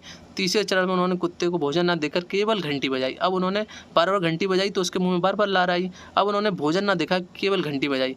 इस बार घंटी के बाद सुनते ही कुत्ते के मुंह में लार आ गई। तो इससे क्या हुआ कि इस बार भोजन तो नहीं दिखाया, उन्होंने घंटी बजाई, सिर्फ उसी घंटी से उसके अंदर उद्दीपक यानी कि उद्दीपन हो गया और स्वाभाविक प्रतिक्रिया के रूप में उसके मुंह से लार टपकने लगी। तो ये था आपके पावलोव का अनुबंधित अनुक्रिया का सिद्धांत, जिसमें उन्होंने बार बार घंटी बजाई और उसके मुंह से लार आ गई, जैसे स्वाभाविक प्रतिक्रिया। उद्दीपन हुआ जब घंटी बजाई, उद्दीपन के स्वरूप स्वाभाविक प्रतिक्रिया हो गई जिसके स्वरूप उसके मुंह में लार आ गई। तो ये आपका था पावलोव का अनुबंधित अनुक्रिया का सिद्धांत। बढ़ते हैं नेक्स्ट स्लाइड की तरफ। अब पढ़ते हैं हम स्किनर का क्रिया प्रसूत अनुकूलन सिद्धांत। इस सिद्धांत का प्रतिपादन अमेरिकी विचारक प्रोफेसर B.F. स्किनर ने 1938 में किया। अब ये क्या था इसके बारे में भी जान लेते हैं। स्किनर ने एक भूखे चूहे को इस बॉक्स में बंद किया। इस बॉक्स में उन्होंने एक भूखे चूहे को बंद किया। भूख की तड़प से चूहा इधर उधर उछलता था। इस दौरान एक बार उछलने से चूहे के पंजे से लीवर दब जाता है। उसके बार बार जब भूख की वजह से इधर उधर उछलेगा तो अंदर जो लीवर लगा हुआ था वो लीवर पे पैर पड़ जाता और भोजन के कुछ टुकड़े अंदर गिर जाते हैं। बॉक्स इस तरीके से ले रखा था कि लीवर पे पैर लगेगा तो कुछ खाना अंदर गिरेगा। ऐसा कई बार उछल कूद करने से लीवर के दबने से चूहे को भोजन की प्राप्ति हो जाती है। इस प्रकार बार बार भोजन मिलने से चूहा लीवर को दबाकर भोजन प्राप्त करने की कला को सीख जाता था। इसमें अनुबंधन का संबंध सीखने वाले केंद्रीय तंत्र के तंत्र से होता है। भोजन चूहे के लिए प्रबलन एवं भूख उसके लिए प्रोड़ित का कार्य कर रही थी। तो यहाँ पे जो भोजन है वो चूहे के लिए किसका काम कर रहा था, रीइंफोर्समेंट का कार्य कर रहा था कि वो कैसे भी करके भोजन उसे मिले, प्रबलन कर रहा था वो बार बार इधर से उधर। और जो भूख थी वो उसका परिणाम था, रिजल्ट था जिसको वो प्राप्त करना चाहता था। तो बार बार जब परिणाम को प्राप्त करने के लिए बार बार प्रतिक्रिया कर रहा था, जिसके फलस्वरूप लीवर पे पैर रखता था और उसे खाना मिल जाता था। तो ये था स्किनर का आपका सिद्धांत। अब बढ़ते हैं हम नेक्स्ट स्लाइड की तरफ, जो कि हमारा कोलर का अंतर्दृष्टि सूझ द्वारा सीखने का सिद्धांत। ये भी एग्जाम में आया हुआ। इस सिद्धांत का प्रतिपादन कोलनसन ने सन 1925 में किया था। अब इनका क्या सिद्धांत है? कोलन ने अंतर्दृष्टि सिद्धांत के प्रतिपादन में सुल्तान नामक एक भूखे चिंपांजी पर प्रयोग किया। उन्होंने किस पर किया है? सुल्तान नाम के एक चिंपांजी पर किया। सर्वप्रथम उन्होंने एक भूखे चिंपांजी को एक कमरे में बंद कर दिया। उसकी पहुंच से दूर कमरे की छत से कुछ केले टांग दिए। अब उन्होंने क्या किया? पिंजरे में बंद करके कुछ केले दूर टांग दिए। कमरे में कोलन ने कुछ खाली बक्से भी रख दिए। शुरुआत में चिंपांजी ने उछल कर केले लेने का बहुत प्रयत्न किया, फिर वो सफल नहीं हो सका। कुछ समय पश्चात वह कमरे में रखे खाली बक्सों को एक के ऊपर एक रखते हुए केलों तक पहुंच गया। पहले तो वो असफल हुआ, लेकिन धीरे धीरे उसने वो बक्से रखे और उन बक्सों के ऊपर रखते रखते केलों तक पहुंच गया। कोलन ने बताया कि केलों की प्राप्ति के लिए चिंपांजी ने सूज का इस्तेमाल किया। इस प्रकार सूज के निर्माण से अधिगम भी संभव है। सूज के निर्माण से अधिगम भी संभव है। ये किसने कहा? कोलन ने। इसी प्रकार कोलन ने दूसरा प्रयोग किया। इस बार उसने चिंपांजी को पिंजरे में बंद करके केलों को बाहर रख दिया। पिंजरे में उन्होंने एक छड़ी भी रख दी। चिंपांजी ने केलों को प्राप्त करने के लिए बहुत प्रयत्न किए, परंतु सफल नहीं हो सका। निराश होकर चिंपांजी बैठ गया। कुछ देर बाद उसने छड़ी की सहायता से केलों को अपने समीप खींच लिया। इस बार केले बाहर रख दिए थे और एक अंदर छड़ी रख दी थी। उस छड़ी से बार बार, पहले छड़ी का प्रयास करना नहीं आता था उसे कैसे प्रयोग करना है, लेकिन जब बार बार असफल रहा तो उसने छड़ी देखी और छड़ी का प्रयोग करके केलों को अपनी तरफ ले लिया। तो ये आपका कोलर का अंतर्दृष्टि का सिद्धांत था। इसको आपको एग्जाम में इसी प्रकार लिखना है। तो ये आपका सिद्धांत समाप्त हुआ। अब पढ़ते हैं आगे इस सिद्धांत में। तीसरे प्रयोग में उन्होंने चिंपांजी को एक पिंजरे में बंद करके केलों को पिंजरे से थोड़ी दूर रख दिया। इसके साथ ही उसने पिंजरे में 2 लोहे की छड़ी भी रख दी। चिंपांजी ने शुरुआत में केलों की प्राप्ति के लिए बहुत यत्न किए, लेकिन सफल नहीं हो सका। बाद में उसने युक्ति सोची एवं छड़ों को आपस में जोड़ लिया। पहले सिर्फ एक छड़ रखी थी जिससे केलों तक पहुंचा, इसलिए 2 छड़ रखी जिन्हें जोड़कर ही केलों तक पहुंचा जा सकता था। और उन्होंने बार बार प्रयत्न किया, असफल रहा, लेकिन बाद में उन्होंने दोनों छड़ों को जोड़ लिया उसने। और समस्या के समाधान के लिए चिंपांजी ने अपने पूर्व अनुभवों की सहायता ली से क्षेत्रीय वस्तुओं में परस्पर संबंध स्थापित करना सीख लिया। इस प्रकार चिंपांजी में संपूर्ण परिस्थिति को समझने के बाद अंतर्दृष्टि का निर्माण हुआ। तो ये था आपका कोलर का अंतर्दृष्टि सिद्धांत, जो उन्होंने सुल्तान नामक चिंपांजी पर किया। अब बढ़ते हैं सीखने के पठार। जब हम किसी कार्य या कौशल को सीखते हैं तो हम लगातार उन्नति नहीं करते, बल्कि हमारी उन्नति कभी कम तथा कभी अधिक होती है। मान लीजिए अगर आप पढ़ाई कर रहे हैं तो कभी आप बहुत तेज़ी से क्लासेस को अटेंड करेंगे, कभी आप स्लो, बहुत लेजीनेस होगी आपके अंदर, तो आप बहुत धीरे चीज़ों को सीखेंगे और कभी बहुत तेज़ी से सीखेंगे। लेकिन कुछ समय के उपरांत मान लीजिए आपका जो सब्जेक्ट है, वो टॉपिक है, वो आपकी पसंद का नहीं है, तो आप वहाँ रुक जाएंगे बिल्कुल भी। जब वहाँ आप रुक जाएंगे तो उसे ही कहते हैं सीखने में पठार। कुछ समय के उपरांत एक समय ऐसा भी आता है जब सीखने की क्रिया में उन्नति बिल्कुल रुक जाती है, मतलब आप बिल्कुल रुक जाते हैं, आप में कोई विकास नहीं हो रहा था, तो उसे ही सीखने का पठार कहा जाता है। जब हम किसी कार्य को सीखते हैं, लगातार उसमें उन्नति होती है, फिर कभी नीचे आते हैं, कभी ऊपर जाते हैं। इसी प्रक्रिया के दौरान जब आप बिल्कुल रुक जाते हैं तो उसे रुकने को ही सीखने में पठार कहा जाता है। तो ये था सीखने का पठार। बढ़ते हैं सीखने का वक्र। जब हम अपने जीवन काल में किसी कार्य को सीखना प्रारंभ करते हैं, तब सीखने की गति प्रारंभ से अंत तक एक समान नहीं रहती है। कभी गति ऊपर जाती है, कभी हम तेज़ी से सीखते हैं, कभी हम स्लो सीखते हैं, कभी बहुत धीमी, कभी बहुत तेज़ सीखते हैं। यदि सीखने की इस गति को एक ग्राफ पेपर और अंकित करें, मान लीजिए कभी हम नीचे सीख रहे हैं, कभी बहुत तेज़ी से ऊपर सीख रहे हैं, तो इसी ग्राफ पेपर पर अंकित करने की, दर्शाने की क्रिया को हम क्या कहते हैं? सीखने का वक्र। सीखने का वक्र की डेफिनेशन गेट्स ने दी है। सीखने का वक्र अभ्यास द्वारा सीखने की मात्रा, गति एवं प्रगति सीमा को ग्राफ पर प्रदर्शित करते हैं। तो ये था आपका सीखने का वक्र। अब पढ़ते हैं अभिप्रेरणा, ध्यान एवं रुचि। सबसे पहले बात कर लेते हैं अभिप्रेरणा क्या होती है, मोटिवेशन। अभिप्रेरणा प्राणी के भीतर की ऐसी सामान्य अवस्था है जो लक्ष्य निर्देशित व्यवहार उत्पन्न करती है। प्रबोधों, आवश्यकताओं एवं इच्छाओं को उत्पन्न न्याय एक कल्पित अवस्था होती है। अब प्रेरणा क्या है? प्राणी के भीतर एक ऐसी सामान्य अवस्था जो लक्ष्य निर्देशित, मतलब किसी चीज़ को प्राप्त करने के लिए व्यवहार उत्पन्न करती है। बार बार प्रयास करेगी कि उस लक्ष्य को प्राप्त करो, उस लक्ष्य को प्राप्त करो, तब तक नहीं रुकेगा जब तक कि वो व्यवहार इतनी तरीके से वो व्यवहार करेगा, इतनी तरीके से व्यवहार करेगा कि वो लक्ष्य को प्राप्त नहीं कर लेता। तो ये है आपकी मोटिवेशन, लिप्टन के अनुसार। इस डेफिनेशन को आप ऐसे ही लिख लें और आपको रटनी ही पड़ेगी। अब बात कर लेते हैं ध्यान किसे कहते हैं। किसी एक विषय पर चेतन को केंद्रित करना ही ध्यान कहलाता है। किसी एक विषय पर चेतना को केंद्रित करना ध्यान कहलाता है। मिस्टेक है इसमें। तो ये थी आपकी ध्यान की डेफिनेशन। आप पढ़ते हैं रुचि। रुचि वह प्रेरणा शक्ति जो हमें किसी व्यक्ति, वस्तु अथवा क्रियाओं की ओर ध्यान देने के लिए प्रेरित करती है। तो ये रुचि की डेफिनेशन जो आपको याद करनी है। ये डेफिनेशन सभी आपको याद ही करनी पड़ेंगी। बढ़ते हैं नेक्स्ट स्लाइड की तरफ। अब पढ़ते हैं सांख्यिकी का अर्थ। ये हमारा लास्ट टॉपिक है और बहुत ही ज़्यादा इम्पॉर्टेंट है।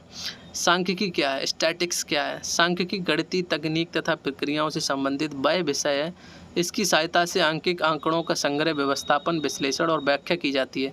अनुसंधान अध्ययनों में ऐसे मात्रात्मक आंकड़ों की आवश्यकता होती है। सांख्यिकी मापन, मूल्यांकन तथा अनुसंधान का यंत्र है। सांख्यिकी क्या है? गणितीय तकनीक ही है। सांख्यिकी हमें बहुत सारे क्या प्राप्त करवाती है, हमें आंकड़े प्राप्त करवाती है, जिसकी मदद से हम क्या करते हैं, मूल्यांकन करते हैं, अनुसंधान करते हैं, रिसर्च करते हैं, एक्शन रिसर्च करते हैं और मूल्यांकन करते हैं। जिससे क्या होता है कि हमें बहुत सारी हेल्प मिलती है, चाहे विज्ञान हुआ, चाहे गणित हुआ, इनमें हमें सांख्यिकी का बहुत बड़ा महत्व है। तो इस डेफिनेशन को आप सांख्यिकी के अर्थ में जब पूछा जाएगा तो आप लिख सकते हैं। तो ये था आपका कंप्लीट सिलेबस, जो कि मैंने एक मैराथन में कंप्लीट किया है। बहुत ही ज़्यादा मेहनत लगी इस पीपीटी को बनाने में, लेकिन इस जो ये मैराथन मैंने आपको दी है, इस मैराथन से कुछ भी आपको बाहर नहीं आने वाला है। तो इस वीडियो को आप ज़रूर से लाइक ज़रूर कर दें और चैनल को सब्सक्राइब कर लें। और भी मैराथन आपको लगातार इस चैनल पे देखने को मिलेंगी, तो कंटिन्यू हमारे इस चैनल पे बने रहें। ये सीडीपी की थी, जिसमें अगर आप पूरी अच्छे तरीके से इस क्लास को देख लेते हैं तो 50 में से 50 आपके नंबर 100% आएंगे, क्योंकि ये जो पीपीटी थी बहुत शानदार थी और क्लास भी बहुत ज़बरदस्त तरीके से ली गई है। तो आप पूरी इस क्लास के नोट्स बनाएं और प्रॉपर तरीके से याद करके जाएँ। आपका एग्ज़ाम 100% बहुत ही ज़बरदस्त होगा। Thank you guys, bye bye.